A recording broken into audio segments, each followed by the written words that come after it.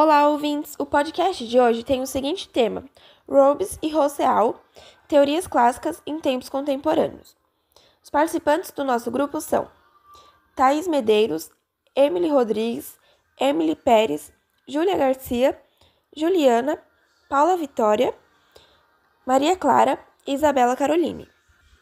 Hoje vamos explorar duas das teorias políticas mais influentes no pensamento ocidental, as ideias de Thomas Hobbes e Jean-Jacques Rousseau, duas perspectivas opostas sobre o ser humano, o Estado e a sociedade, que curiosamente ainda são muito atuais. Vamos relacioná-las com questões contemporâneas para entender como esses pensadores podem explicar muitos dos dilemas e desafios que enfrentamos hoje. Quem foi Hobbes? Thomas Hobbes, filósofo inglês do século XVII, é famoso por sua visão pessimista da natureza humana. Para Hobbes, o ser humano, em seu estado natural, é egoísta e movido pelo desejo de poder e sobrevivência. Em seu livro Leviatã, ele afirma que sem uma autoridade superior, a sociedade seria uma guerra de todos contra todos, ou seja, sem o Estado viveríamos em um caos constante, onde a vida seria solitária, pobre, desagradável, bruta e curta. Um dos exemplos contemporâneos da teoria de Hobbes é o governo autoritário e com governança centralizada da China.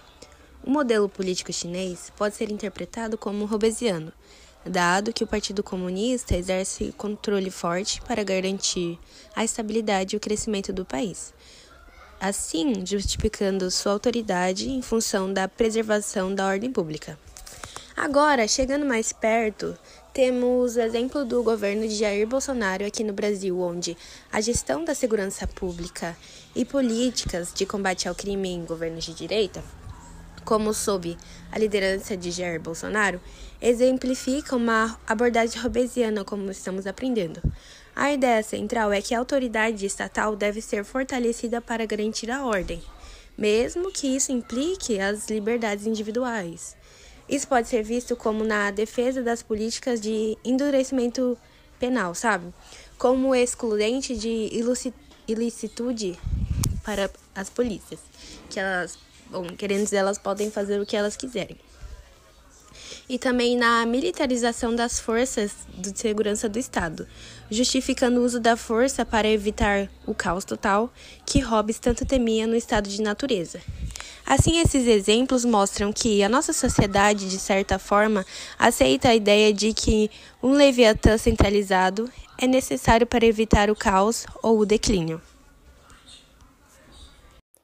Já relacionadas às questões atuais, podemos notar que no cenário contemporâneo, a ideia de um governo forte como defesa de um estado de emergência ou políticas de segurança mais rígidas pode ser vista como uma tentativa de evitar o colapso da ordem social e garantir a paz interna. O aumento do autoritarismo em alguns países em respostas a crises internas também pode ser entendido sob a ótica hobbesiana.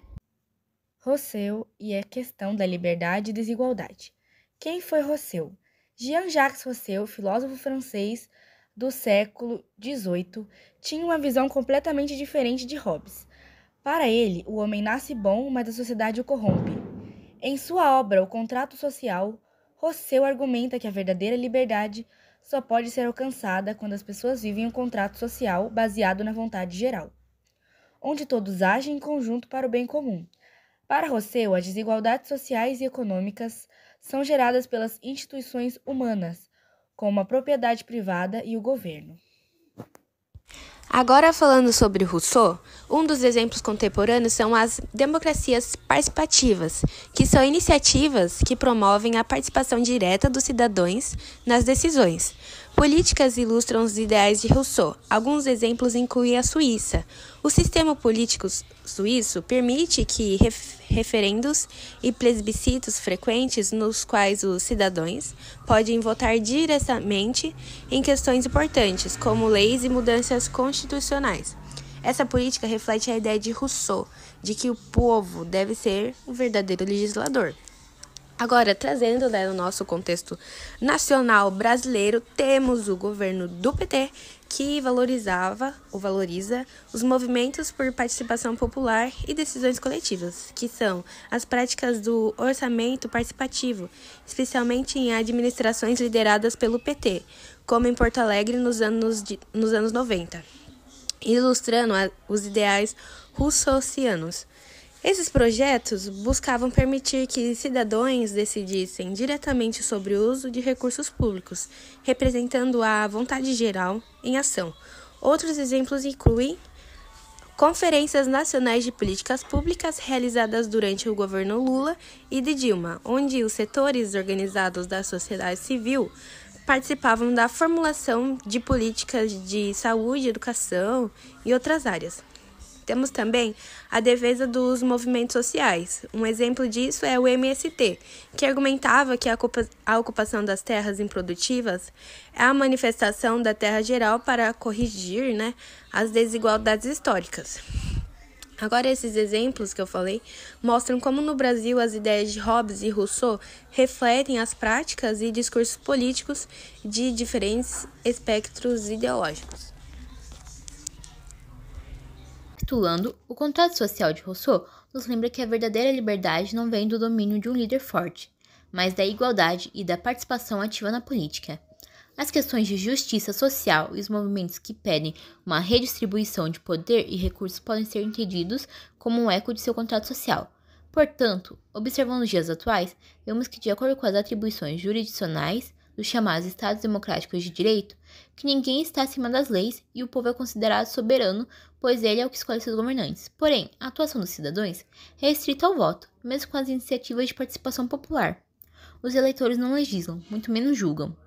Sem se dizerem democráticos no sentido clássico do termo, os ideólogos e fundadores estadunidenses criaram a democracia liberal, baseada na defesa dos bens, da liberdade individual e da vida. E tal ideologia foi exportada a diversos países, com ou sem nobres, e é muito utilizada hoje em dia. A soberania popular ficou restrita à defesa de direitos civis, políticos, ambos de dimensões igualitárias, e atualmente sociais, lutando por alguma igualdade.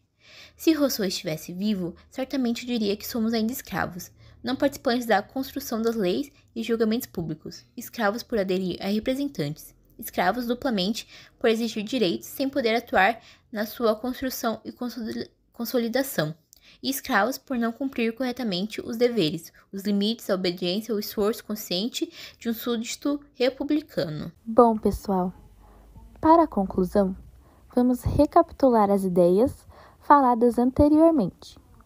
Em resumo, Hobbes e Rousseau oferecem duas visões antagônicas sobre o ser humano e o papel do Estado. Para Hobbes, sem um governo forte, a sociedade seria um campo de batalha constante. Para Rousseau, é a sociedade com suas instituições e desigualdades que corrompem a natureza humana e impede que as pessoas alcancem sua liberdade plena. Reflexão final. A questão do poder, da liberdade e da natureza humana continua sendo relevante. Hobbes e Rousseau ainda nos ajudam a entender as diferentes visões de sociedade que convivem em nosso tempo. Será que precisamos de mais controle ou mais liberdade? Essa pergunta está no centro dos debates políticos e sociais de hoje. E aí, ouvintes, qual dessas visões mais ressoa com o momento atual? Será que precisamos de um Leviatã para nos proteger da violência ou precisamos de uma revolução para corrigir as desigualdades? Fica aí o convite para refletirmos juntos. Até a próxima!